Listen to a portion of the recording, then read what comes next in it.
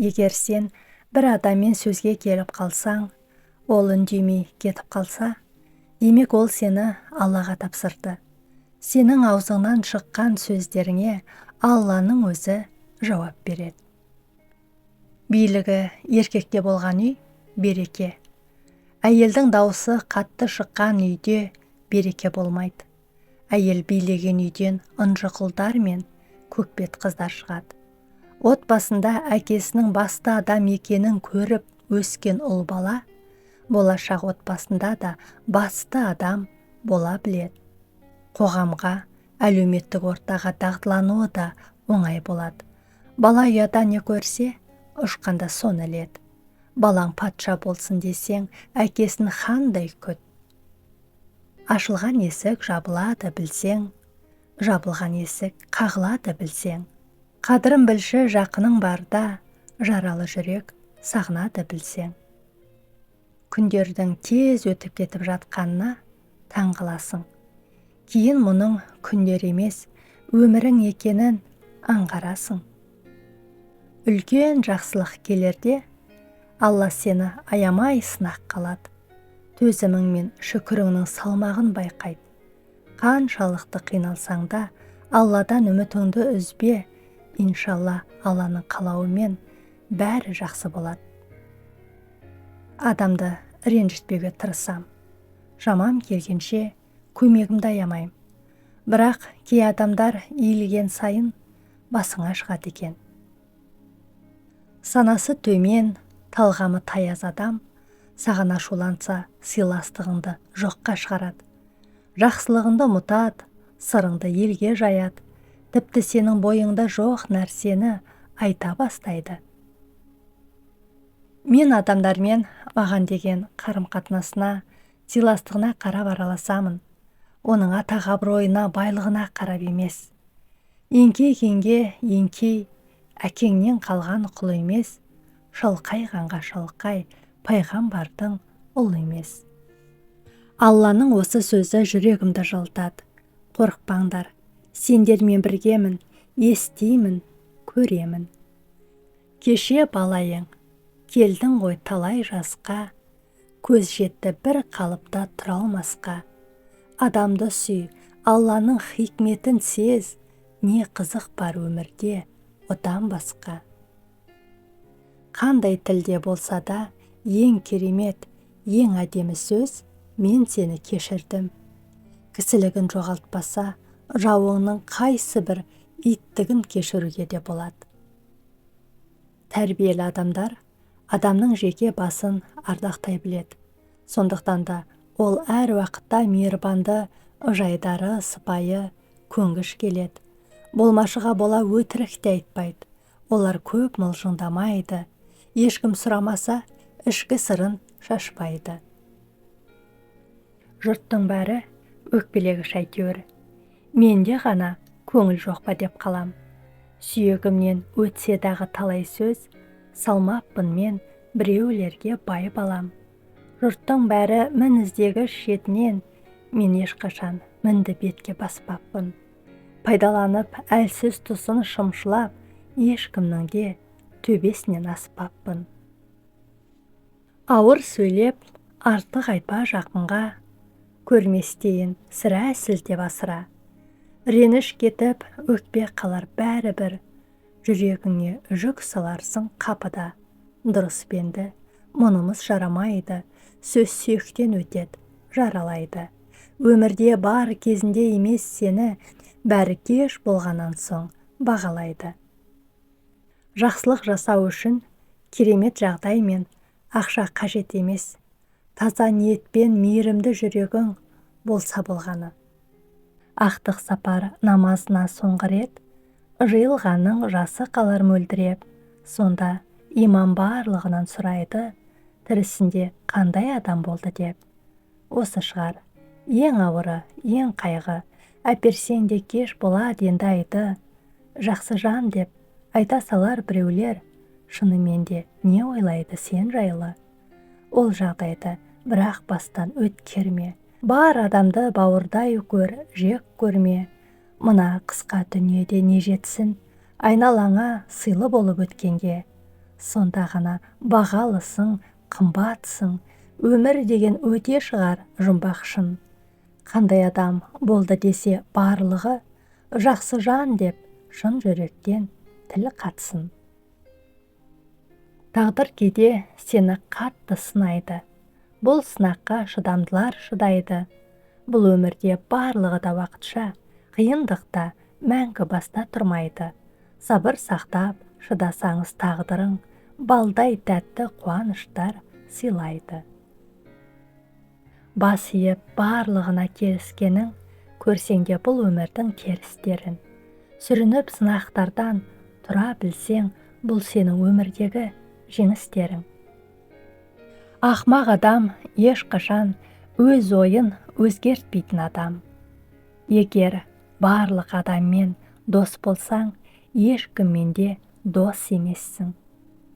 Біреуді бақытсыз қыла тұрып, өзіңді бақытты қыла алмайсың. Сабырлы сана нағыз жетістік. Саған қатысы жоқ ойлар мен заттар, саған қатысы бар ойларды бұзбасын. Жыланды мың жыл балмен бақсаңда, бәрібір уын шашады. Алғысы жоқ адамға қанша қол ұшыңды соссаң да, оның рахметі жоқ. Ақша да емес, атақ та емес бақытың, ең бірінші денсаулығың, жақұтың. Өзіңді күт, әр күніңді бағала, өтіп жатқан қайта келмес уақытың. Өмірде ең қиын не екенін білесіз бе? Алланың сынағы, жүректегі мұң, іштей жылаймыз, сырттай күлеміз. Бір жамандық болу үшін жарты сағат жетеді екен. Бір жақсылық болу үшін жарты өмірің кетеді екен. Жаның, барың ермегіңде ақыл сының өтем екен. Жеме-жемге келгенде жақының да бөтен екен. Ең өкініштісі не екенін білесіз бе? Кейде өзгелердің көңілін қалдырмаймын деп жүріп, өзіміздің көңіліміздің қалып жатқанына мән бермейміз. Адам көңілінен бәрібір шықпайсың, ең бірінші өзіңді ойла. Бізді жақсы көргенсіп жүргендерге сеніп, жүргенсіп жүре береміз. Үйрендім. Артымнан ғайбаттаса да, жүздеріне күліп қарауды үйрендім. Жалған сөздерді үндемей-ақ тыңдауды да үйрендім. Жүрегім ауырып тұрса да, менде бәрі жақсы деп айтуды үйрендім. Бір сәтке көзімді жұмып, бұл дүниеге көнігуді де үйрендім. Егер сіз киімі нашар, жағдайы төмен, ауру сырқат, кедей адамның қасында отыруға ұялсаңыз, біліңіз, сіздің жүрегіңізде тәкаппарлық бар. Ешкім басқа біреуге мін тағатындай мінсіз емес, бірақ кейбіреулері мұны өздеріне дұрыс санайтындай арсыз көрінеді. Өмірің өтер, жақсы менен жаман аралас, өмір өтет деп қарап жүрген жарамас. Еңбек етсең, бақытқа бір күні жетерсің, еңбекпен ғана қымбат болар бағаң рас. Өмір өтет деп қарап жүруге болмайды, аузыңа кеп дайын ас ешкім салмайды. Адал еңбек етуден сен жалықпа, адалдығың ескерусіз қалмайды. Ойымда ешбір жаман ойы жоқ адам болғанымыз сонша, күліп сөйлегендердің барлығын өзіміз сияқты көріп, сеніп қала береміз. Бақыт деген барлық нәрсеге жету емес, жеткен нәрсеге шүкір ете білу. Адамдардың іздегендеріне қарап, кімге керек екен көрінеді. Іс-әрекеттеріне қарап, кімнің бағалайтынын білесің. Бірақ кім үшін қымбат екеніңді уақыт көрсетеді. Жер бетінде адам бар ма, мұңы жоқ. Мұңы бар ма, құстардың да тілі жоқ. Осы жайлы ойға батам кейде мен, кеудемдегі жүрегімді тіліп от.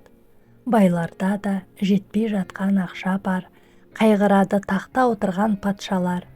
Бір өзімнан таппай жүрген кедейде, кезін ойлар, күндіз түні аш қалар. Соңынан сөздің ермедім, ашуға ерік бермедім. Жеңісі көп өмірге жеңілу үшін келмедім. Тақ емес маған керегі, тілейтінім бақ қана. Ақ таңында жалғанның оянсам деймін шаттана. Қажеті жоқ таңтың да аңсайтыным мұңсыздық. Күлгім келет шынайы, жалықтырды үнсіздік. Біреулер ісіңе құмартып, біреулер жатады мін артып. Орынсыз өтірік мақтаудан орынды айтылған сын артық. Ақ көңіл адал дос қайдасың, ескертіп қоятын айласын. Жалықтым жасанды жандардан, ойлайтын басының пайдасын. Заман емес, өзгерген бе адамдар, бетке күліп, ал сыртынан жамандар. Қолда барда қадірлейсің, сыйлайсың, ал жоқ болса, айтшы, қандай бағаң бар. Тірімінде, жұрттың бәрін дос көрсең, құрыдым де, дұшпаныңа дес берсең. Ауыр деген сынның өзі жеңілдеу, бір әділдік бар екенін ескерсең. Ұттым дей бер, жұрттың бәрін дос көрсең, біттім дей бер, жауларыңа дес берсең. Өзіңе де әділ болу жеңілдеу, бір өлімнің бар екенін ескерсең. Ауыр сөйлеп, зәбір берме ешкімге, барлығы да қонақ екен бес күнде. Көңіліңді ауыртып кеткен жандарға сақтамағын ешқашанда кек мүлде. Бәріміз бір адамның баласымыз, жігіттер бір-біріңе қарасыңыз. Өмір деген 5 күндік кетер өтіп, атаң барған орынға барасыңыз. Бақ деген құс ұшады да кетеді, тақ деген түс кіреді де кетеді, байлық деген мұз ериді де кетеді, мәңгілік қалатыны адал іс.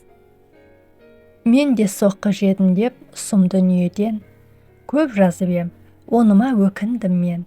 Ойласам, көрген бейнет тартқан қайғы болыпты не біреуден, не өзімнен. Үндемеу көп бәледен қалқан, ал көп сөйлеу зиянды. Адамның тілі кішкентай, бірақ ол қаншама өмірді сындырады. Құрметті көрермен, ана тіліміздегі арнаны қолдай отырыңыздар. Қарағандарыңыз үшін көп рахмет, аман сау болыңыздар.